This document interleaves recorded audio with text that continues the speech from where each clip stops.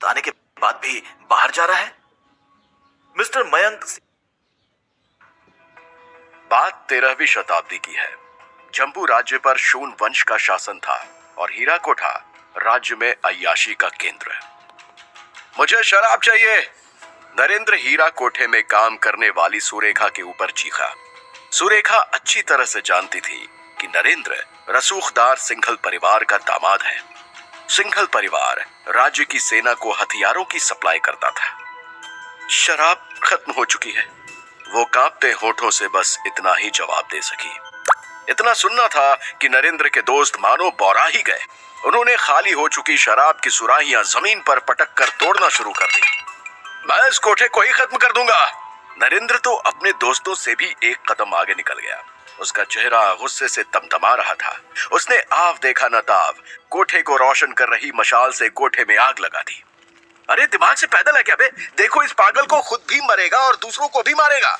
कोठे में मौजूद लोग नरेंद्र के ऊपर फप्तियां कसते हुए बाहर भागने लगे। भागने वालों में नरेंद्र के दोस्त भी शामिल थे। नरेंद्र बेवकूफों की तरह कोठे के अंदर खड़ा रहा। कोठे की छत पर लगा एक लकड़ी का लट्ठा उसके सिर पर गिरा और वो बेहोश होकर जमीन पर गिर पड़ा। जैसे ही धरती पर नरेंद्र की आंखें बंद हुई, वैसे ही मानो उसे जन्म से पहले हुई घटनाओं को देखने की दिव्य दृष्टि मिल गई। उसने देखा कि वो स्वर्ग के 7 सबसे शक्तिशाली देवताओं में से एक था। वे देवता जिन्हें अमृतत्व का वरदान मिला हुआ था। अगर नरेंद्र को भी अमृतत्व का वरदान मिला हुआ था तो वो मरा कैसे? ये सवाल नरेंद्र के मन में खलबली मचा देता है। अरे मरता नहीं है, सोता तो है ना। जब वो सो रहा होगा तो चुरा लेंगे उसका अमृत कलश। नरेंद्र ने अपनी यादों को कुरेदा तो किसी की खुसफुसाहट सुनी, लेकिन यादें इतनी धुंधली थीं कि वो सही से किसी का चेहरा नहीं देख पाया। आखिर कौन था जिसने नरेंद्र का अमृत कलश चुराया था? नरेंद्र समझ चुका है कि वो एक अय्याश आदमी नहीं है जैसा उसे जम्बू राज्य के लोग समझते हैं, बल्कि वो एक स्वर्ग का देवता है। उसे धीरे धीरे होश आने लगा। अबे नल्ले बेरोजगारों को आग भी नहीं पकड़ती क्या? देखो साले के शरीर को आंच तक नहीं आई है। नरेंद्र के जमीन पर पड़े बेहोश शरीर के पास खड़े एक आदमी ने कहा। हीरा कोठे के अंदर आग बुझाई जा चुकी थी। कई लोग नरेंद्र के शरीर के पास खड़े थे और फप्तियां कस रहे थे। धुएं की घुटन से मर गया होगा, एक बोला। मर ही जाए तो अच्छा है, धरती पे बोझ है साला। दूसरे ने बात पूरी की तो खूब ठहाके लगे। नरेंद्र लोगों को अपने जिंदा होने का सबूत देना चाहता था, लेकिन वो अपना शरीर हिला तक नहीं पा रहा था। उसे अपनी कमजोरी पर बड़ी शर्म महसूस हो रही थी। राहत की बात यह थी कि कोई उसके इस आंतरिक संघर्ष को देख नहीं सकता था। अचानक नाभि के पास हो रही हलचल ने नरेंद्र का ध्यान खींचा। उसे महसूस हुआ मानो अमृत उसकी नाभि से निकलकर उसके शरीर के विभिन्न हिस्सों में जा रहा है। ये वही अमृत है जो देव रूप में नरेंद्र के पास था। उसने दिमाग का पूरा जोर लगाकर एक बार फिर से अमृत की गुत्थी सुलझाने की कोशिश की, लेकिन जैसे ही उसने अमृत की ओर ध्यान दिया, उसका शरीर जोर से कांपने लगा और वो उठ के बैठ गया। आखिर कौन है जो अमृत के राज को सहेज के रखना चाहता है? मान गए भाई, नकारों को भी भगवान बड़ी लंबी उम्र देता है। नरेंद्र के उठकर बैठते ही लोग उसके ऊपर हंसने लगे। उन हंसते हुए चेहरों में एक चेहरा ऐसा भी था जो गुस्से से नरेंद्र की ओर देख रहा था, और वो चेहरा था उसके ससुर श्री पुरुषोत्तम सिंघल का। छे, मेरे मरने के बाद ये सब कांड नहीं कर सकता था तू? पुरुषोत्तम गुस्से में पागल हो रहे थे। मैं कुछ गलत नहीं कर सकता, मैं तो स्वर्ग का देवता हूं। नरेंद्र के मुंह से अचानक निकल गया। तो फिर मैं जम्बू राज्य का राजा हूं, मैं स्वर्ग की अप्सरा हूं। कोठे में मौजूद लोग नरेंद्र का मजाक उड़ाने लगे। स्वर्ग का देवता? स्वर्ग का देवता सुहाग रात पे पत्नी को छोड़ के कोठे पर आता है क्या? पुरुषोत्तम का पारा और भी चढ़ रहा था। नरेंद्र को आभास तो था कि कोई तो है जो उसके दिमाग से खेल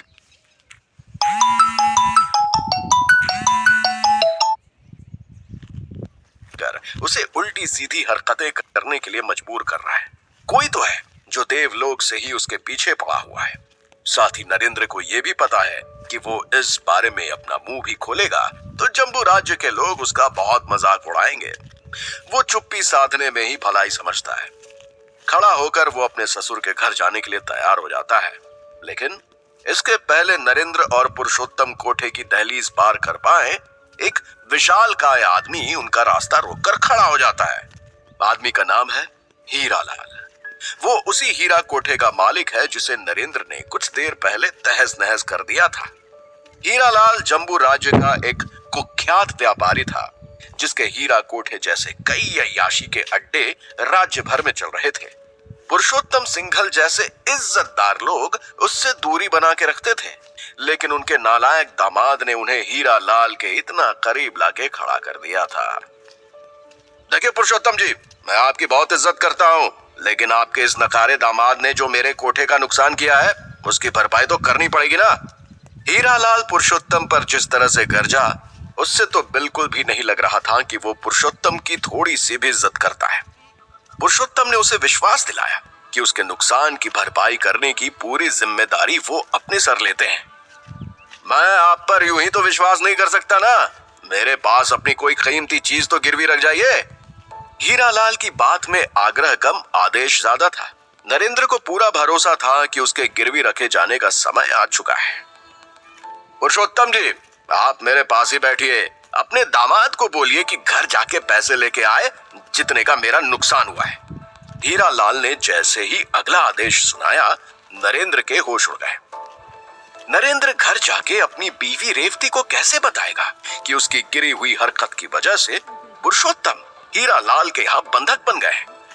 नहीं, वो बीवी को मुंह तक नहीं दिखा पाएगा, वो बीवी जो उसकी वैसे भी कुछ खास इज्जत नहीं करती है। नरेंद्र हीरालाल से लगभग गिड़गिड़ाते हुए बोला कि वो उसके पास रहने के लिए तैयार है। अरे गधे, मैं कीमती चीज गिरवी रखने की बात कर रहा था। तुझे बाजार में बेचने जाऊंगा ना, तो मुझे ही पैसे देने पड़ जाएंगे। हीरालाल की इस बात पर सब जोर से हंस पड़े। नरेंद्र को समझ आ गया था कि विनती करने से कोई भी फायदा नहीं होगा। वो टूटी हुई उम्मीद के साथ घर की ओर चल पड़ा। कोठे से निकलते वक्त वो पुरुषोत्तम से आंखें भी नहीं मिला पा रहा था। उसकी आंखों में आंसू थे और उसने मन ही मन कसम खाई कि वो सिंघल परिवार का खोया हुआ सम्मान वापस लौटाएगा। वो अपनी बीवी की आंखों में अपने लिए इज्जत देखने के लिए तड़प रहा था। भला हो मेरे पति का जिसने तुझे गोद ले लिया। कभी सोचा है तेरा क्या होता तेरे माँ बाप के गायब होने के बाद? सड़ता रहता किसी अनाथालय में। मैंने मना किया था कि मत करो अपनी बेटी की इस नकारे से शादी, लेकिन नहीं माने। दोस्त से वादा जो किया था, अब भुगत रहे। नरेंद्र की सास मांडवी सिंघल एक ही सांस में बोल गई। वो आग बबूला हो रही थी। नरेंद्र की पत्नी रेवती की आंखों में भी उसके लिए तिरस्कार के अलावा कुछ नहीं था। वही पत्नी जिससे नरेंद्र की एक दिन पहले शादी हुई थी, वही पत्नी जिसे वो सुहाग रात पर अकेला छोड़ के कोठे चला गया था। गुस्से में रेवती का दूधिया चेहरा गुलाबी पड़ जाता है और वो और भी खूबसूरत लगने लगती है। लेकिन नरेंद्र हीरालाल को पैसे देके पिताजी को छोड़ तो फूटी कौड़ी नहीं थी, क्योंकि वो तो सारे पैसे अय्याशी में उड़ा दिया करता था। व्यापार तो ठीक चल रहा है ना अपना, उससे कुछ पैसे निकाल लेते हैं, नरेंद्र ने सलाह दी। रेवती को अपने पति की मासूमियत पर तरस भी आता है और गुस्सा भी। वो नरेंद्र का कस के हाथ पकड़ती है और उसे घर से बाहर ले जाती है। वो पैदल ही कहीं जाने लगती है।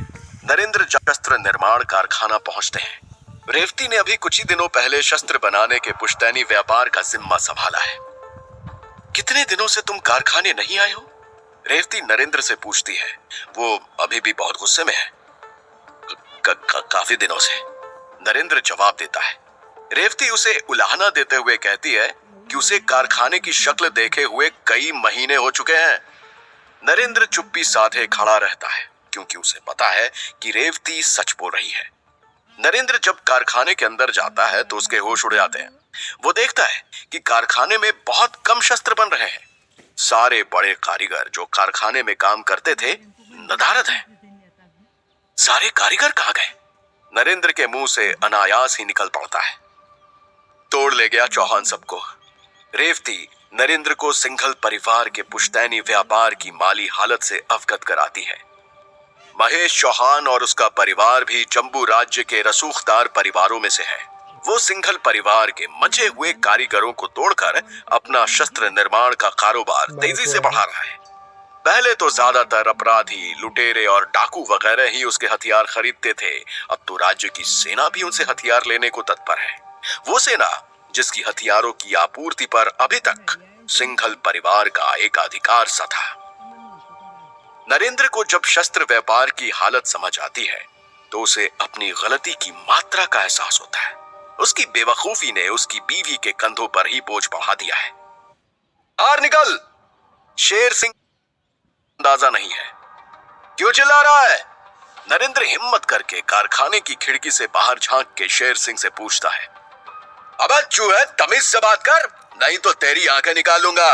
अपनी चूहिया को बोल कि बाहर आए, मुझे उससे हिसाब करना है। उसने हमें कुंदधार के जो हथियार बेचे हैं उसकी वजह से हमारे कई साथी मारे गए हैं। जितने मेरे साथी मारे गए हैं उतने ही टुकड़े मैं उस चूहिया के करूंगा। शेर सिंह की बातों में निश्चय झलक रहा है। रेवती नरेंद्र को सलाह देती है कि उन्हें कारखाने के अंदर ही रहना चाहिए। आजा बेटे, देखते मेरा एक लड़का ही काफी है। शेर सिंह को नरेंद्र पर हंसी से ज्यादा कुछ नहीं आता है, लेकिन उसकी हंसी एकदम से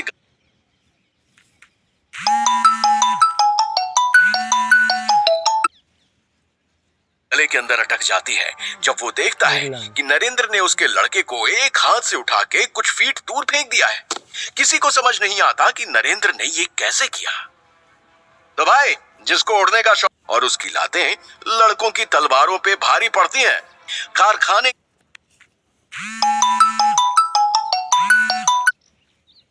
की खिड़की से झांकती रेवती भी नरेंद्र के करतब देख के हैरान रह जाती है। उसने अपने पति का ये रूप पहले कभी नहीं, एहसास भी नहीं होता कि शेर सिंह उसके पीछे आकर खड़ा हो गया है। नरेंद्र भी लड़कों की पिटाई करना बिल्कुल भी कुंद नहीं है। शायद ये कटार शेर सिंह ने किसी और शस्त्र कारखाने से खरीदी हो। अबे चूहे, जरा पीछे तो देख ले! शेर सिंह चिल्लाकर नरेंद्र से कहता। वो रेवती की डर भरी चीख सुन के पलटता है।